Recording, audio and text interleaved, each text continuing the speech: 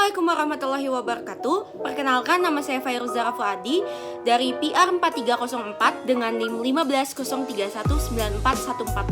Di sini saya akan menjelaskan resum tentang manajemen konflik dan budaya organisasi.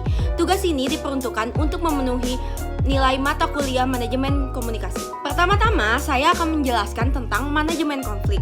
Apa itu manajemen konflik?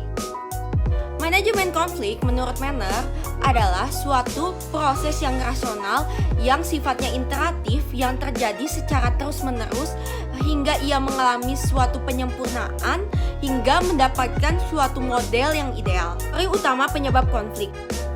Teori utama penyebab konflik dibagi menjadi 6. Yang pertama adalah teori kebutuhan manusia. Teori kebutuhan manusia ini disebabkan karena kebutuhan dasar manusia. Nah, kebutuhan dasarnya itu tidak terpenuhi atau dihalangi. Yang kedua adalah teori identitas. Teori identitas adalah identitas yang terancam atau identitas yang hilang.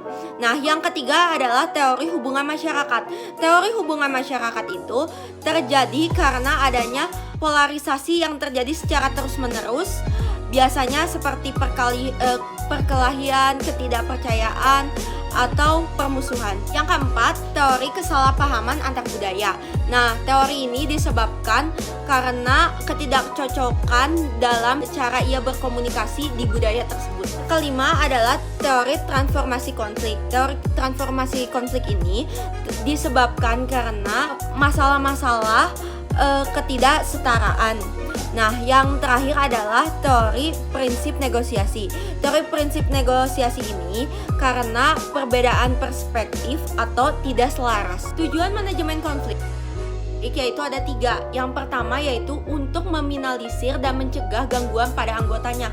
Yang kedua untuk membangun rasa saling menghormati satu sama lain.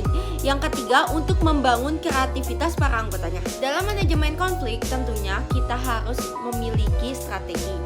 Strategi dalam manajemen konflik diantaranya yaitu pengenalan, diagnosis, menyepakati solusi, pelaksanaan, dan evaluasi. Dalam manajemen konflik, tentu kita memiliki tingkatan konflik. Konflik yang pertama yaitu konflik intrapersonal. Konflik intrapersonal adalah konflik yang terjadi karena diri seseorang. Nah, yang kedua, konflik interpersonal. Konflik interpersonal yaitu konflik yang terjadi karena antar individu. Konflik yang ketiga dan keempat yaitu ada intragrup dan intergrup. Kalau intragrup yaitu konflik yang terjadi dalam satu kelompok tersebut.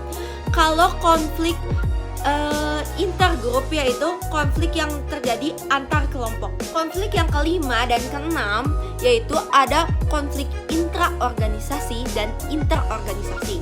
Nah, kalau konflik interorganisasi yaitu antar organisasi, sedangkan konflik intraorganisasi yaitu permasalahan di dalam organisasi tetapi yang ada di dalam organisasi tersebut. Dalam menyelesaikan konflik, tentu kita harus menggunakan teknik-teknik. Teknik dalam penyelesaian konflik menurut manajemen konflik yaitu ada 7, yaitu ada persuasif, rujuk, penarikan diri, pemecahan masalah, tawar-menawar, intervensi, dan pemaksaan. Selanjutnya, saya akan menjelaskan tentang budaya organisasi. Pertama-tama, saya akan menjelaskan tentang pengertian budaya organisasi. Apa itu budaya organisasi?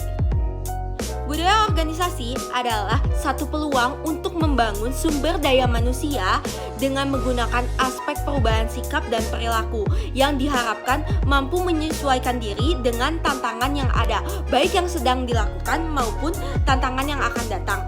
Biasanya, budaya organisasi ini dilakukan oleh seseorang di lingkungan perusahaan saat ia ingin mengetahui mana yang baik, mana yang buruk, mana yang harus dilakukan, mana yang tidak, mana yang benar maupun yang salah.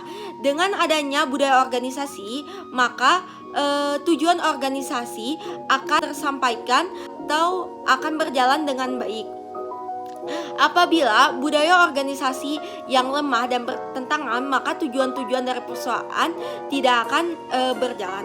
Pengertian budaya organisasi juga dapat dijelaskan oleh beberapa ahli. yaitu menurut Susanto, menurut Robbins, dan menurut Glasser. Di sini saya akan menjelaskan salah satu pengertian budaya organisasi menurut para ahli, yaitu Robin. Menurut Robin, budaya organisasi adalah suatu sistem makna yang dianut bersama oleh anggota-anggotanya untuk membedakan organisasi yang satu dengan yang lainnya. Ciri budaya organisasi.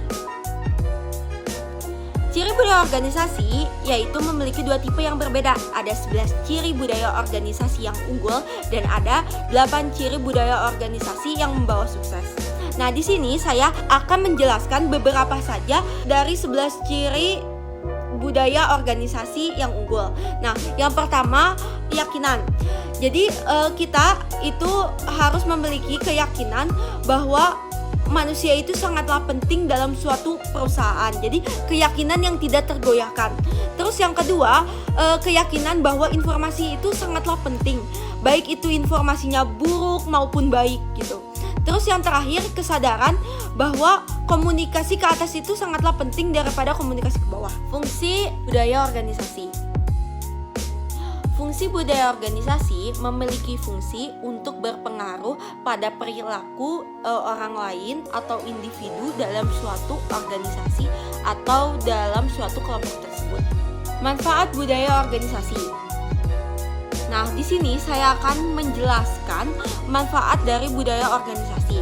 Yang pertama yaitu memudahkan aktivitas dalam organisasi. Yang kedua yaitu memudahkan komunikasi antar individu karena adanya suatu kebersamaan untuk menganut nilai-nilai tersebut. Yang ketiga, terciptanya keharmonisan hubungan kerjasama antar karyawan agar para karyawan memiliki motivasi, jadi saling memiliki motivasi satu sama lain. Yang keempat, kelancaran aktivitas organisasi. Nah, kelancaran ini untuk mewujudkan suatu prestasi dan efektivitas di dalam suatu perusahaan tersebut. Yang terakhir, pengambilan suatu keputusan. Nah, pengambilan suatu keputusan ini harus secara cepat dan mudah. Dengan secara cepat dan mudah membuat suatu pekerjaan lebih efektif. Dalam budaya organisasi, tentu kita memiliki upaya untuk meningkatkan kualitas budaya organisasi tersebut. Upaya untuk meningkatkan kualitas budaya organisasi tersebut, kita harus memiliki inovasi dan berani mengambil suatu resiko. Jadi bagaimana kita sebagai karyawan dituntut untuk berpikir secara inovatif dan memiliki inovasi yang terbaru. Kita juga harus pandai mengambil resiko, baik resiko itu besar maupun resiko itu kecil. Terus kita juga harus perhatian pada hal-hal yang terperinci. Jadi hal-hal yang terperinci itu misalnya seperti kita menganalisis hal-hal secara detail. Hasil itu bagaimana kita melihat hasilnya ketimbang teknik. Jadi kita lebih melihat apa hasil dari suatu hal tersebut daripada prosesnya itu bagaimana. Nah, terus ada orientasi orang. Jadi sejauh mana keputusan-keputusan manajemen yang mempertimbangkan suatu efek yang terjadi dalam suatu organisasi tersebut. Nah, ada orientasi tim. Orientasi tim yaitu sejauh mana kegiatan-kegiatan yang dilakukan oleh karyawan tersebut untuk melakukan kegiatan itu. Terus ada stabilitas. Nah, stabilitas ini adalah bagaimana kegiatan-kegiatan tersebut dipertahankan. Jenis-jenis budaya organisasi. Apa itu jenis-jenis budaya organisasi? Jenis-jenis budaya organisasi terbagi menjadi 4. Pertama yaitu budaya peran. Budaya peran itu yang lebih secara ilmiah dan memiliki disiplin yang tinggi. Yang kedua, budaya kuasa. Budaya kuasa yang memiliki hubungan dengan teman-temannya karena ia sehati, sepikiran, dan sejalan. Serta budaya kuasa juga yang memiliki ciri-ciri lisan yang kuat. Yang ketiga, budaya tugas atau matrik.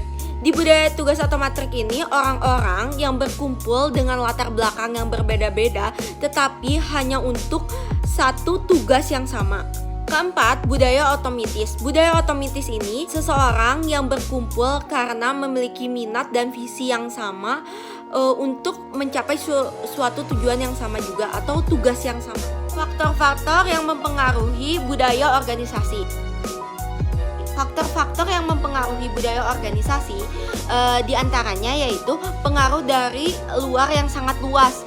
Jadi sesuatu hal yang tidak dapat dikendalikan oleh organisasi atau hanya sedikit yang bisa dikendalikan oleh organisasi itu sendiri. Terus ada pengaruh dari nilai-nilai masyarakat, misalnya seperti kesopanan, kedisiplinan, kebersihan. Terus yang terakhir faktor-faktor yang spesifik, misalnya yang spesifik itu seperti tumbuhnya budaya organisasi. Simbol budaya organisasi yaitu memiliki karakteristik umum dan tipe. Karakteristik umum yang pertama, simbol fisik.